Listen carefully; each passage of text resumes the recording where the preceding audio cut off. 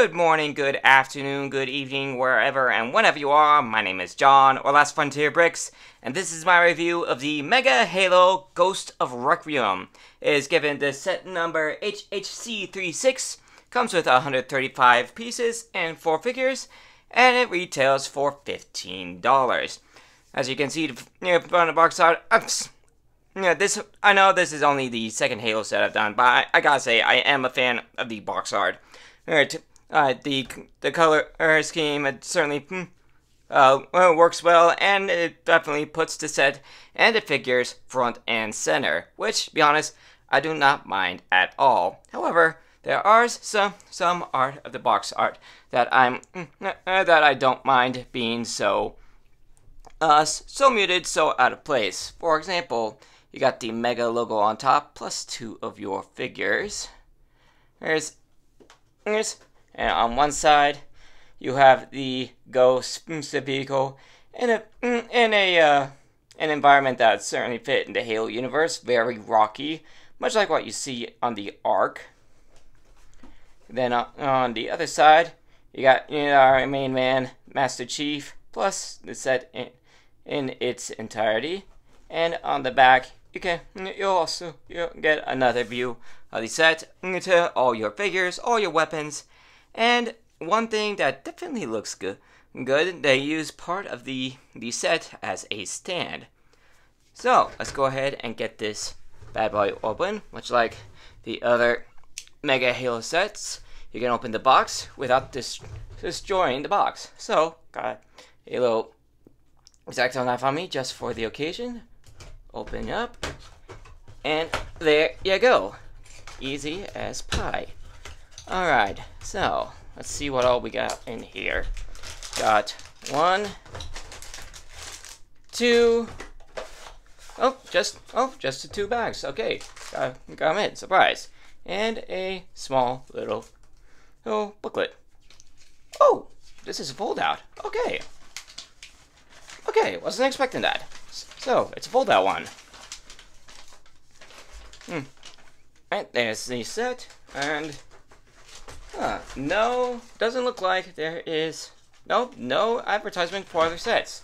And one thing I forgot to mention, much like with the Warthog, your figures are not only do they all go in one bag, but when you open the bag up, they are also individually bagged. So I guess Mega wants to make sure you get your figures in most pristine condition you can get. So with the unboxing undone, we will be taking a look at the set itself, starting with the figures.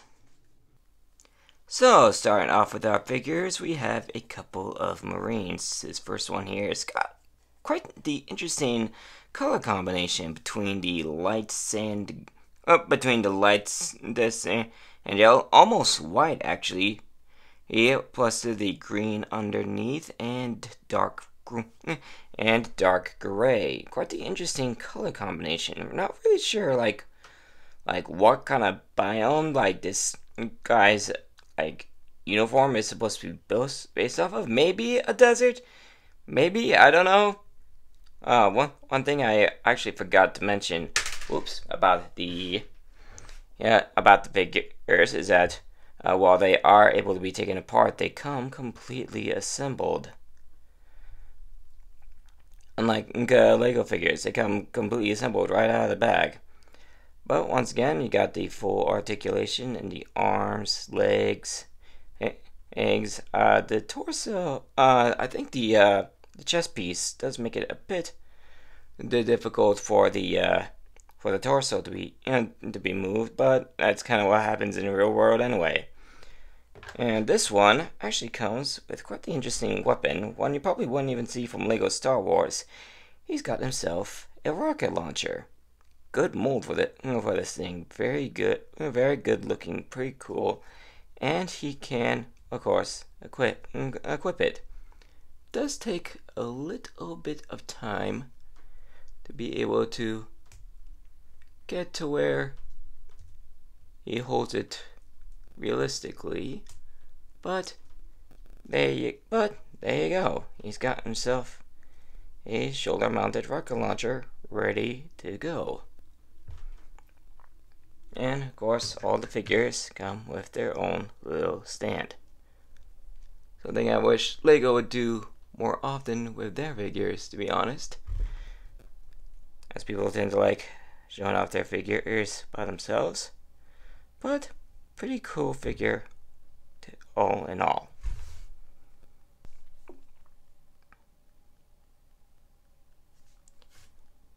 And here is our second Marine. You can see he's got the same green underneath, but his is more combination of a gunmetal gray and dark gray color scheme. Still got the same backpack as the other one. Forgot to mention that on the first one. But I'd say this guy is more concerning the dark colors on him. I'd say he's almost equipped for a night mission. And as for his weapon, he's got himself the UNSC battle rifle. Another good looking mold. Honestly surprised that the top part doesn't easily break off due to the hole mill. Not a whole lot holding it together, but it holds together just fine. You can, well, and as usual, you can go ahead and equip the weapon. Oh.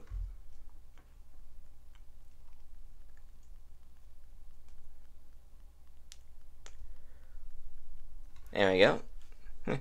There you go. There's your trooper and his weapon, and he is ready to go. And for our third figure, we have a Storm Grunt. Probably the most common foe to have in the Halo universe. There's one thing you will notice is that this guy is pretty short and stubby. And one of the downsides of that is that he does not have anywhere near as much articulation as the Marines, for example, because he's short, he's stubby, and, well, that means you don't have a whole lot of room to move around with. You do have the same usual, actually, this guy's actually got a little bit more articulation in the hips. He can do a full 360, but his head doesn't really move all around, and as you notice, he doesn't really have any shoulders. Probably due to how thin the top section of his arms are, but you can still get pretty good movement in the arms and no jointed knees. So basically, he can only move his legs forward and backwards and a little bit to the side. But hey, that's a grunt for you. He's, like I say, he's short, he's stubby, he doesn't have a whole lot of maneuverability. And as for his weapon, he actually comes with quite the accurate weapon for his species. We got himself a little Covenant plasma pistol, probably the most common weapon you'd see these guys wield.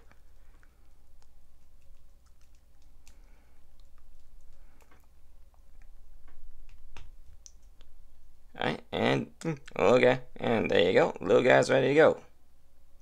Oh, and here is what he looks like underneath the little helmet. Not the prettiest thing, but what are you gonna do? And for our final figure, we have a Covenant Elite, under by the name of Gekkular. If you guys play the Halo games, you'll probably know this guy from the Spartan Ops missions of Halo 4.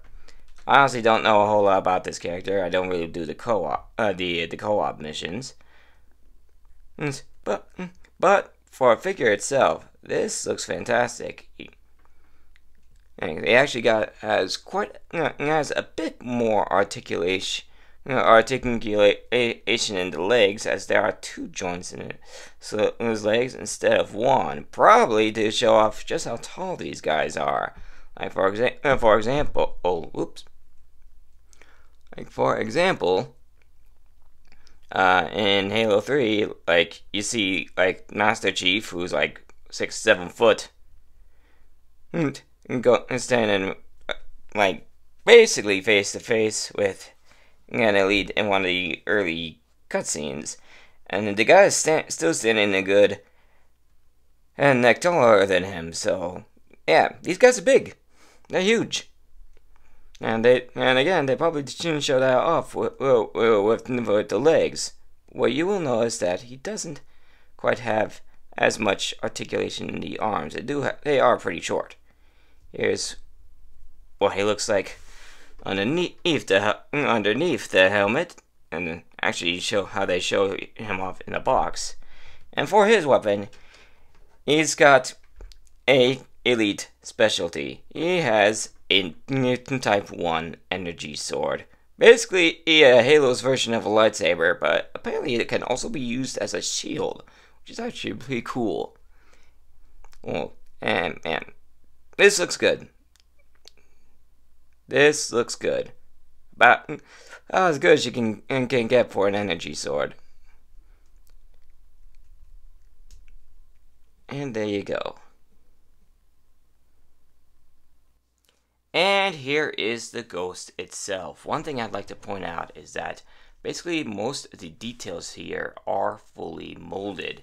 Like for example, this big piece right here in the middle, that's all one big piece, and it just looks fantastic. I mean, it's dual molded, you got some good prints here on the side and right there in the cockpit.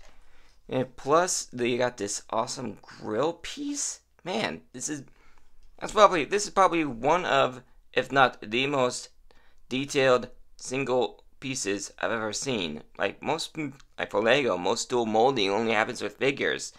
I don't think they've ever done like dual molded full pieces. Never mind one of this size. It's fantastic. Same with the blasters here. Same with the blasters here. They look fantastic as well. You got yourself a little